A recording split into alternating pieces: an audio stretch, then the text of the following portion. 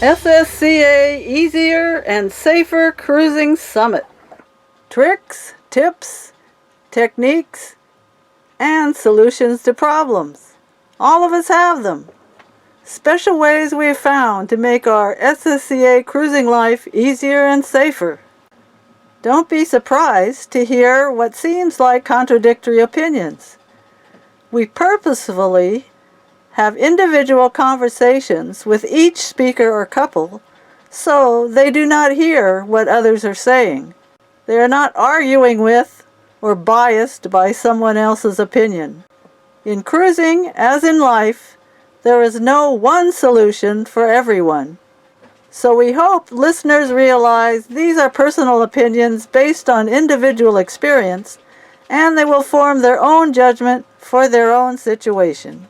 In this episode, our main topic is reluctant cruising partners. Why do we hear about wives giving the ultimatum and stomping off the boat? Learn why they are reluctant and discover how to turn a reluctant cruising wife into an enthusiastic sailing partner.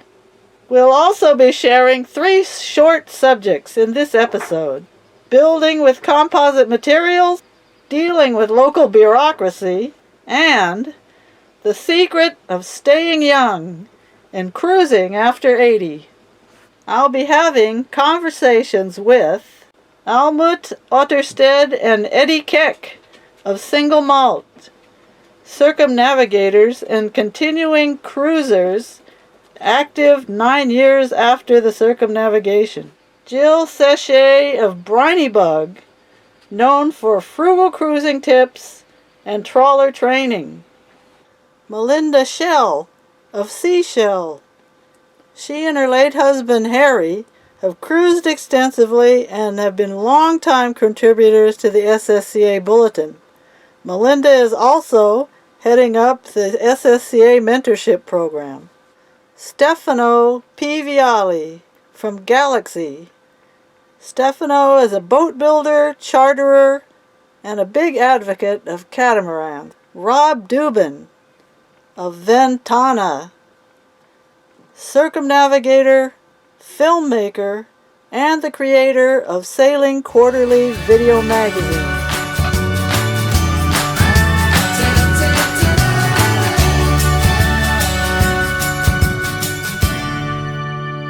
The subject that we're going to be speaking about is one that seems to be a very important one and a big issue among cruisers and their partners, and that is the area of what do we do about reluctant cruising wives or partners.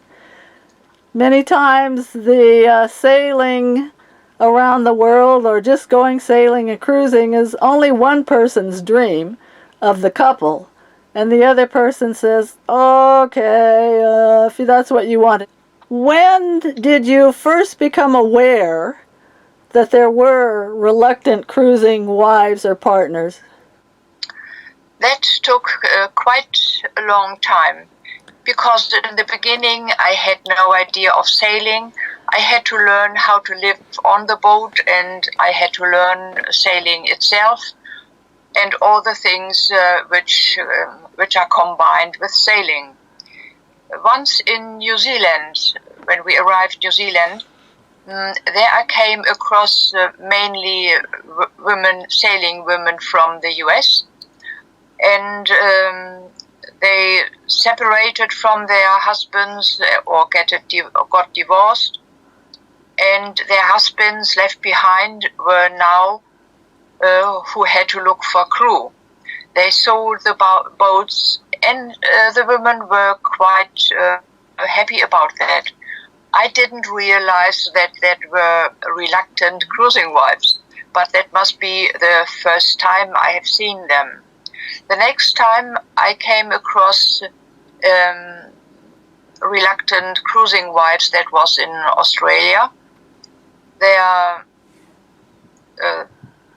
many wives, a lot of wives, told me they are happy that the boat was brought back by a ship and they flew home and no cruising anymore. That was also because these wives have had enough. They had been fed up with sailing or with their husbands. Many years later, an article caught my attention. That is an article in Cruising Magazine of the Cruising Association. That was in June 2013, and the title, Calling All Reluctant Sailing Wives. I was glad that the editor had already answered, and I sat down too and wrote an article about my opinion, which was published in the following edition. Why do you think they were reluctant? My opinion is that these wives did not engage enough with sailing, because just sitting there and letting do, that is really boring. I think it's very important to do oneself the things, maybe to help and to find own decisions to do something. It is very interesting to learn sailing and to learn how the wind is pushing the sails and pushing the boat.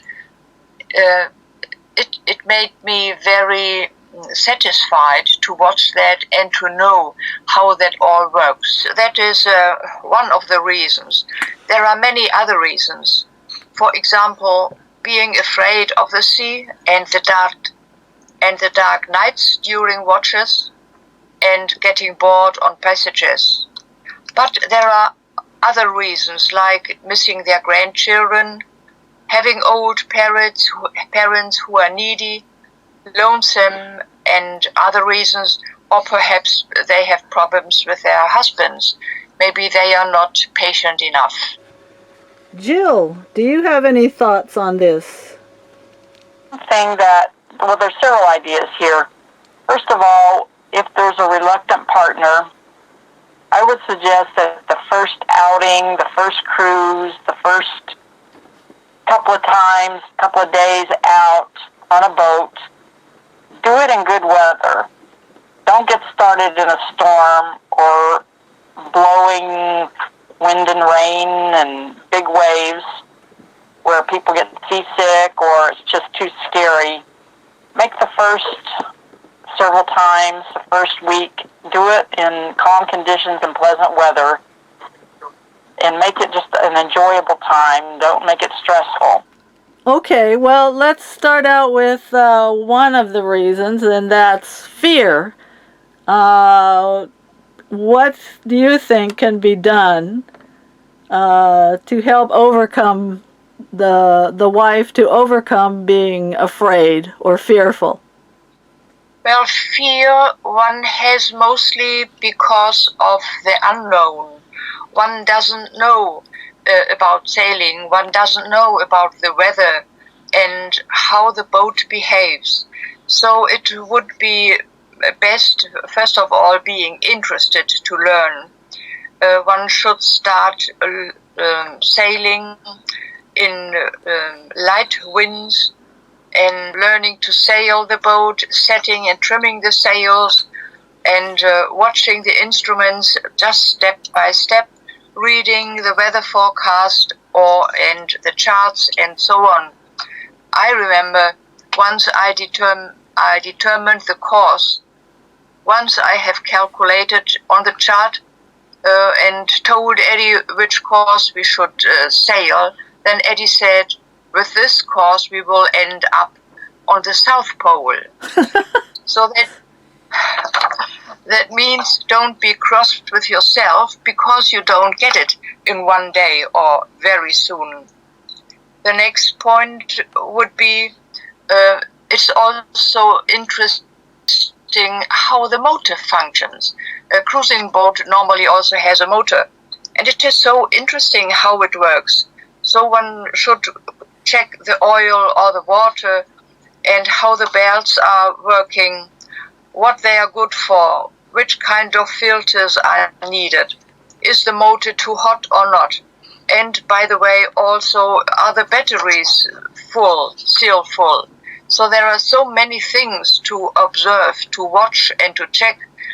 One cannot be bored living on a boat and sailing on a boat.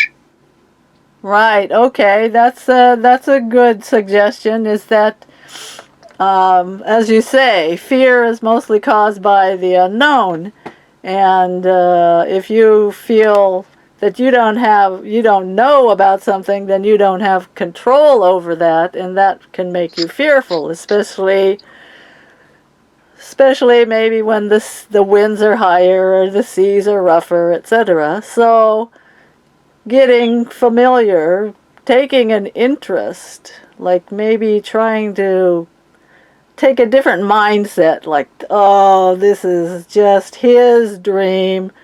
Well, why couldn't I dream a little bit too, and try to engage in maybe some area you're interested in? Maybe some women that have red fingernails aren't interested to go into the engine room, but they could find an area like navigation or something that they could start to work out and start to get some interest in. Yes, that is true. One should engage oneself in doing the same things as the man is doing. One point was, later on, Eddie had an operation with his hip, and he couldn't do all these things, going into the motor, bend down, and do all the checks. So I had to do it, and I'm doing it, and I like to do it. And also open screws and change the filters. I think that is very interesting. One has to be very careful, has to have the feeling so that the winding of the screws are fitting really well, otherwise it would leak. So how can one get started learning these skills? The other thing that is helpful is when you think about all the skills you have to learn to maneuver and drive and navigate, it's helpful to get some experience in baby steps so that you can practice, even if it means crewing on other people's boats. One of the things that Rudy and I did early on, and it was especially helpful for me, is while we were building our first boat, we became volunteer crew members in a neighboring town on an older schooner that was part of a maritime museum, and they needed volunteers to crew. And you didn't have to have experience, but we certainly learned a lot as we went under the captain's guidance as we took people out on 2-hour cruises. Also, take as many classes as you can. Here in the States, there's the auxiliary and the Coast Guard auxiliary, the sail and power squadron classes that I advise you to take. And there's just lots of online resources too. But there does come a point where you need to get out on your boat and practice docking in calm conditions, so that when conditions are rougher, you have a little bit more confidence. And there is another point, an additional point. We women nowadays, we want to have and we fight for the equality of rights. And we also should take over the duty, the obligation of the rights and the things one has to do. I think that's a good observation, that women have always been struggling for equality, and if they want to have that respect, then they're going to have to get in and participate also, not just we want to be equal when it suits us to be equal. Yeah, that's a good suggestion also. And this can also apply to the boredom factor, right? To get involved and try to get curious about things and why something happens, and rather than sitting around looking and saying, this is really boring. Yes, that is correct. Totally.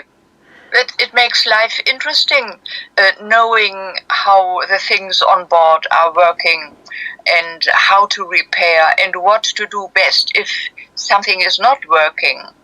Like we were talking about, the fear factor is when you're afraid of something, if you find out how it works, or think about what would I do in certain circumstances, then you start to feel better about it. And once you, say, get in a situation of something that you feared would happen, like some people say, I think Mark Twain said something about he worried about 90% of the things that never happened to him. Actually, never happened, but he ended up worrying about 90% of things that never happened. So that's probably something that women can think about too, that we might be worrying more than what we need to worry. What would you suggest to those who are interested, like they're very interested in their grandchildren or their aging parents and things going on at home with the family? What do you have any suggestions for women that are in that situation? Honestly, no, I don't have any suggestion because when I started sailing with Eddie, my mother was very old and she said, "You have to go. You were dreaming of sailing, so you have to go." I was free. So I was happy with my decision, and my mother even in those days bought a fax to send me fax messages. She was, instead of being old, very young and did still faxing messages to me and to other addresses so that I could receive a letter from her. Nowadays it is much easier. One has a phone, and wherever you are, you can have a phone and talk over the whole world, and close to land you even can chat via Skype, via this iPhone and those things, and we see all people using these gadgets. Yes, that's correct. Now in this day and age, it's much, much easier than when you started cruising, because we have video, and we're finding it out nowadays even more with the having not the ability to actually physically see people, is that now we can do all this virtual visiting with Zoom calls, with Skype, and now they have every option. You can be like my sister. She's walking around her house and doing the chores and videoing herself and visiting her grandchildren the same way. And Luke has been able to talk with his mother every week, and we seem closer to his mother than even his brother, who lives only a kilometer away. So I think nowadays it can be less of a problem of being lonely and feeling left out, like, oh, the grandchildren are growing up without me and I don't know, and time is so short. Well, now they can visit every week or be talking all the time, and so I think that's a good way to keep in touch. When I started sailing, I flew to Eddie, to his boat, and then I had the opinion I would not come back home for 10 years. But that was, luckily it was not this way. But every 2 or 3 months we wrote a report about what we have done, what we have experienced, what we have seen, and you had seen that I have added some drawings. So our friends and families, they knew what we were doing and where we were about. Yes, that's many great ideas and advice there, and I think the last one too is if the women start to tell about or make a blog or do little videos just for the family or for other people that are following, that they may end up getting more involved in the sailing, because they can say, oh, well, today I went down in the bilge and we did this and that, and that could make them more engaged and a little more interested in what was going on. All right, so I think this is great. Great advice and some observations about reluctant cruising wives or partners and what they can do. And I think especially the men should pay attention to this, because they're the ones, like you say, end up being solo sailors if they don't find ways to make their partners more interested and engaged. So Melinda, for you, it's very important to work as a team on board. So tell us your ideas.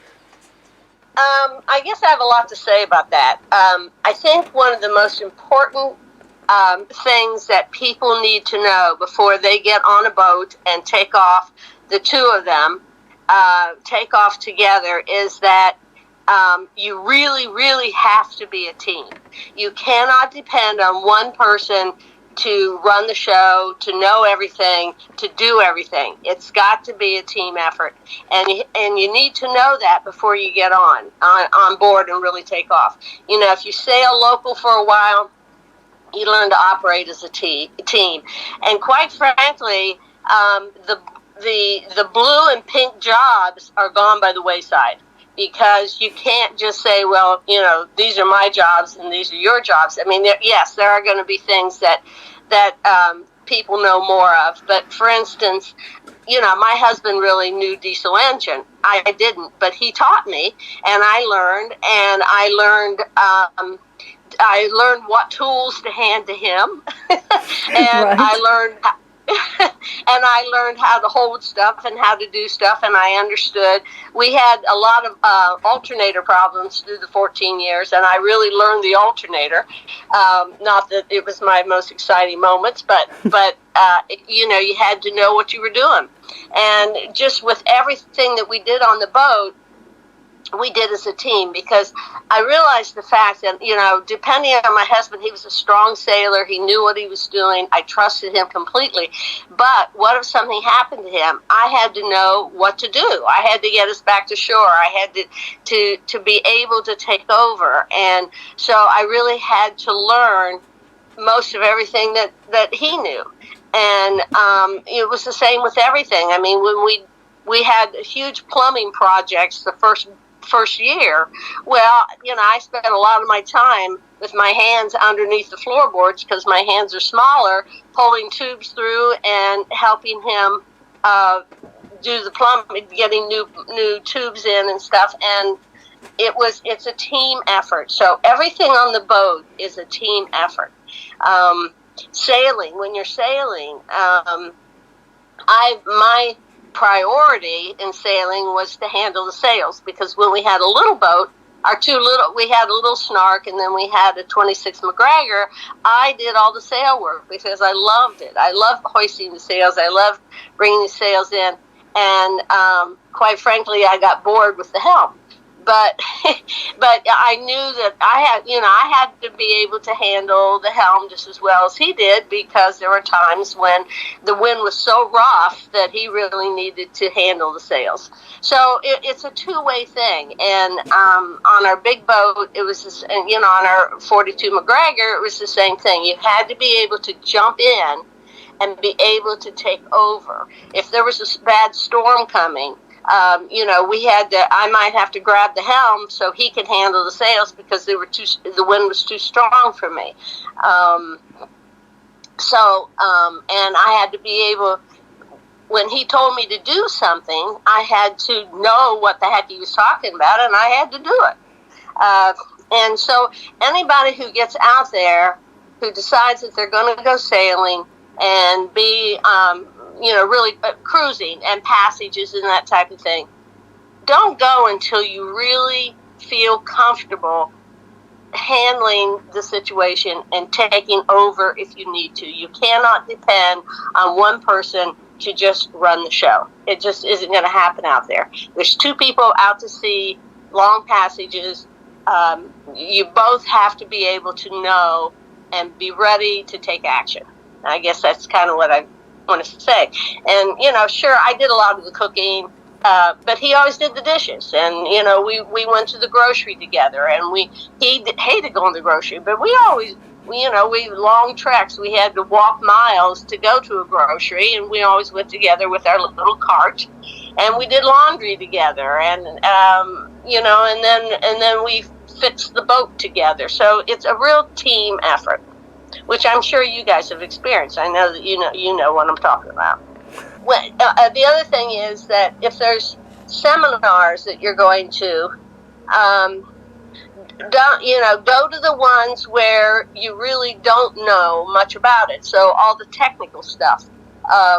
If you, don't just go to the ones that have to do with women if you're a woman, or the ones that are man.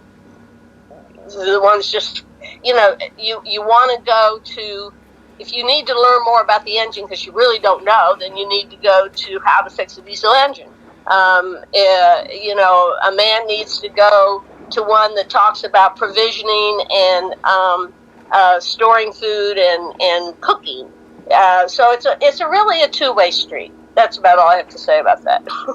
Well, I think it's excellent. Yes, I really do agree that it's much more of a rich experience if you're working as a team and you do things together.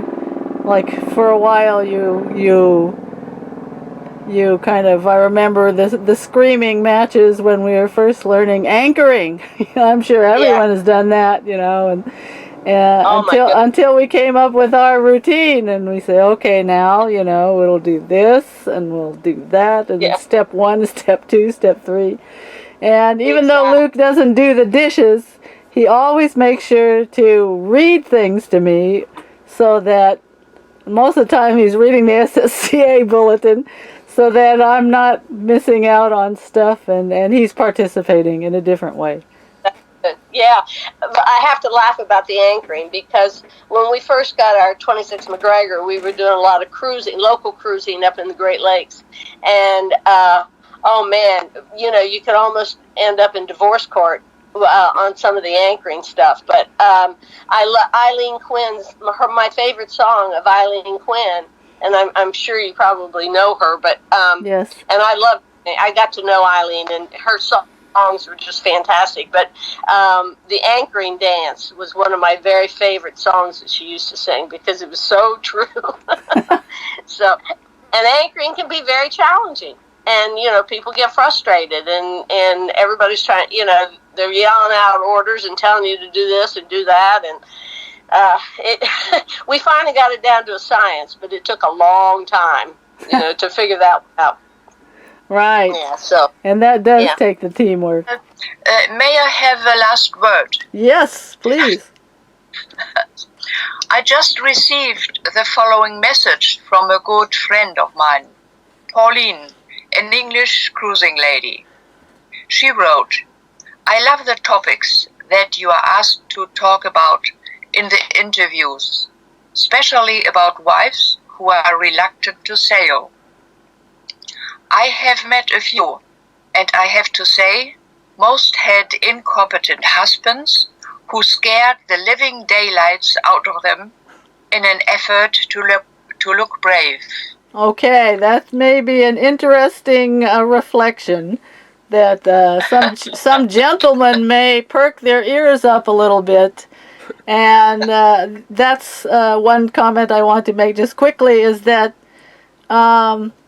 many times the men, they get actually put in a position that's difficult, because traditionally we always think the man has the answers and the man knows what to do and that sort of thing. So some men think they have to fake it, or they have to look like the authority, and maybe they're actually hoping that the wife will get more involved and help out in a lot of things, and that it takes more of that responsibility off of them. And then for sure that if they're going to take off, they better learn what they're doing before they scare their wives to death. Otherwise, they're not going to be having a sailing partner.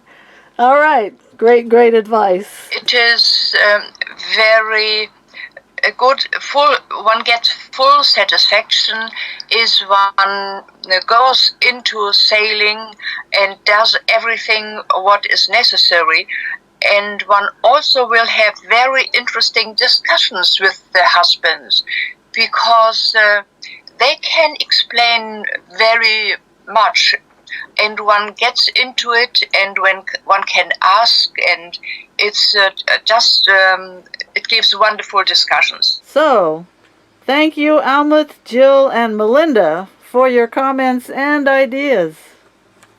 Okay, so this ends part 1 of the subject of reluctant cruising partners. Stay tuned for episode 2, where we will speak with more members about this important subject. Stefano, you've had a lot of experience building boats of composite materials. Tell us about why you like this material. Most modern boats are made of composites, so they have a core, which could be balsa or foam, and two outer skins of fiberglass. And of course, the more expensive one, instead of glass fiber, they have carbon fiber and resin. So the more expensive, like the gunboats, if we talk about catamarans. What I like about composites is that they are relatively easy to repair if you know how, and if you have the things with you. And one thing that a lot of people don't know is that composites are quite tough, in the sense that you can hit an object and get some damage, but it's not a destructive damage. For instance, I've had on my first catamaran on the shoring design, I had dagger bolts, and we were getting some cross sea, and the dagger boards were fully deployed all the way down, and we snapped a dagger board. Now, I would have thought I would have lost that dagger board, but on the other hand, it just wouldn't come off. It was snapped on one side, and the other side kept bending one way and the other.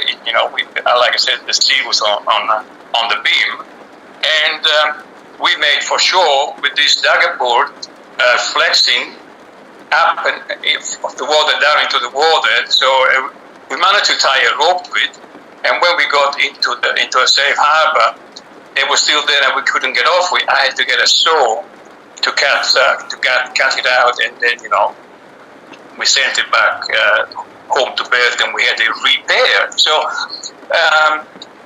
we were still using that dagger board after a few weeks. Had been repaired, and you didn't know the difference. Also, for instance, I got dismasted once on that same catamaran. The forestay broke, and being a catamaran, all I had was 2 shrouds, forestay and 2 shrouds. So the mast came straight down, and I had all the halyards inside the mast. So the bottom of the mast, even though it came off, it stayed in the middle of the boat. The top of the mast was in the water, and as the boat was, moving in the seaway, the mast was rubbing on the coach roof, on the stanchions, in the water. It was bending, flexing, bending. I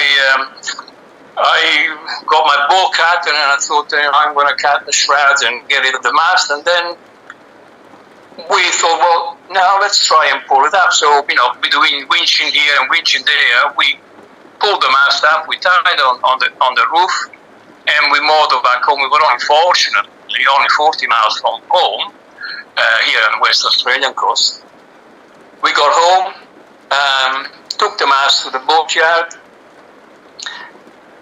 a little bit of bog and a new coat of paint, and the mast went back on the boat. And that was a composite mast just made of normal fiberglass. new coat of paint, and a little bit of bulk. More damage on the boat. The coach roof was damaged.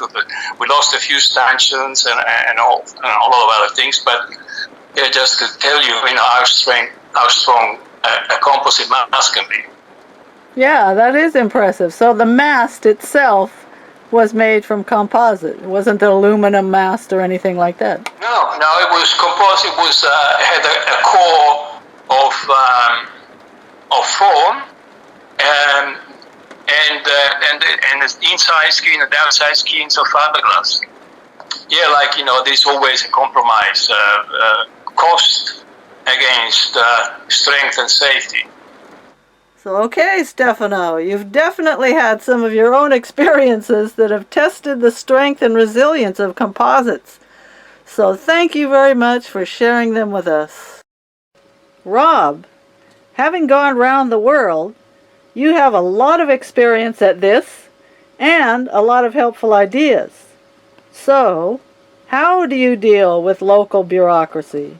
Well, of course, in these small islands that all of us spend so much time at, somebody who wears a uniform and has a government job has one of the best deals going, because government jobs are often the highest paid job in the area.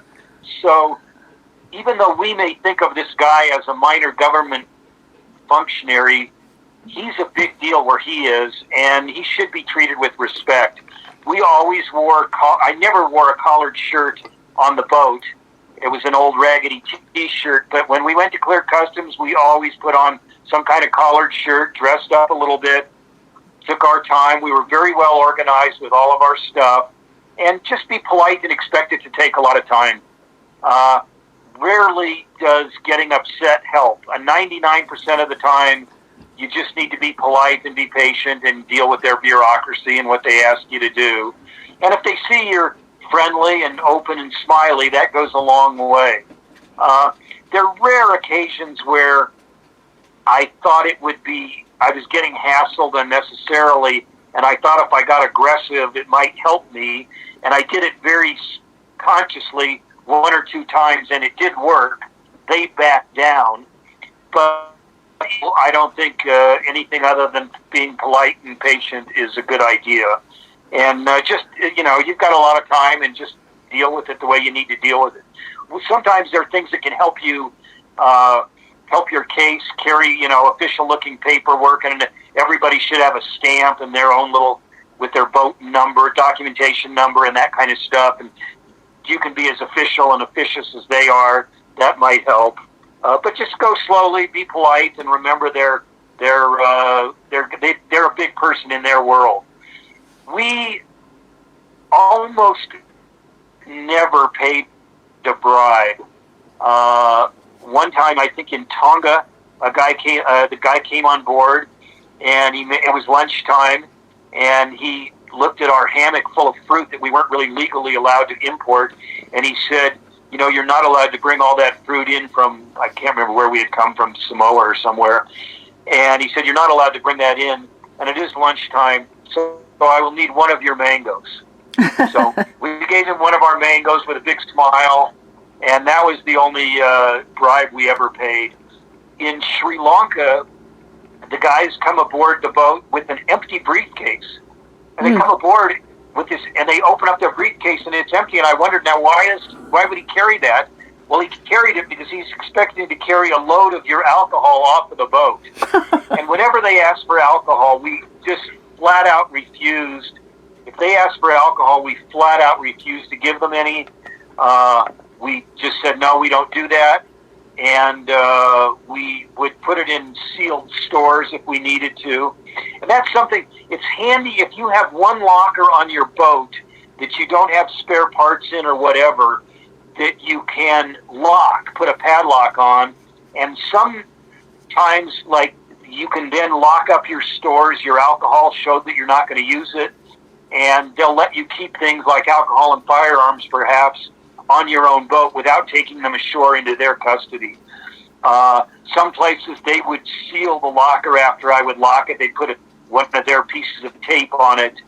But anyway, that's a handy thing to have, along with your own stamp, is a is a locker that you can seal. Okay, thank you, Rob, for all your great suggestions.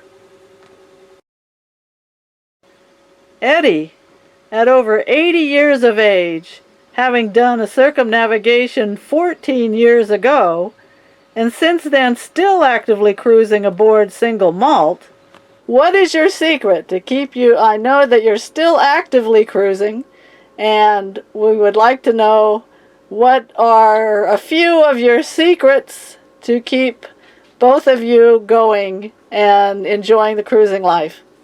No secret about that, and there's no need to reveal our ages.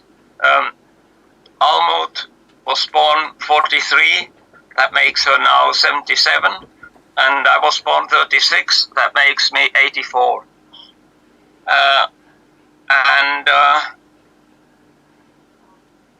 There's no secret about it. We are just interested, and we love to be on the boat. Most people at our age or in our age group prefer to live near a doctor, if not near a hospital. And we just forget that. We don't think about those sort of things. We just take life as it is. But we do certain things. Every morning when we are in a harbor where we can, in a harbor or marina where we can get ashore easily, at 6, normally we are underway already on 10 to 6. We start for an hour's march, not walk, an hour's march. After that, Almuth makes exercises during about 1 hour for her back, yoga and other elements and things like that. And I do a little bit of training to compensate for those different things I had with my shoulder, the torn out muscles on my right arm and things like that. Do my exercises for that. And only then do we sit down, prepare breakfast and get breakfast. Then is another thing. We keep active. We keep writing. Almuth makes drawings, and that keeps the head working a little bit. And besides that, I try to occupy myself with theoretical physics, also only to keep my brain a little bit active, but not just to do it. That's it. When we were in New Zealand, on the South Island, during a hiking trip, we came to a farmer's house, and there we saw a note, and that has embedded in our minds. Age is a matter of mind. If you don't mind, it doesn't matter. Yes, I love that, and I think that's a big motto that all of us should live by, and you certainly both are a good example of that. So I thank you very much for those ideas about how to keep young as a cruiser. What keeps us young? Every day I make Eddie angry.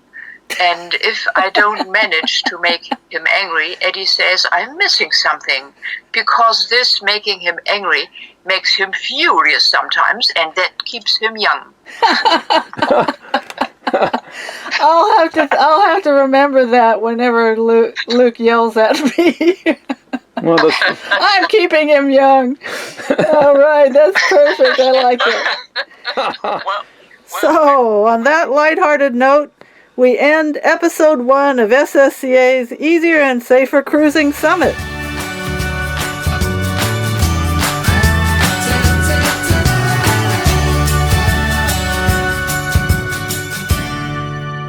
We hope you enjoyed listening to our guests and took away some new ideas for yourselves.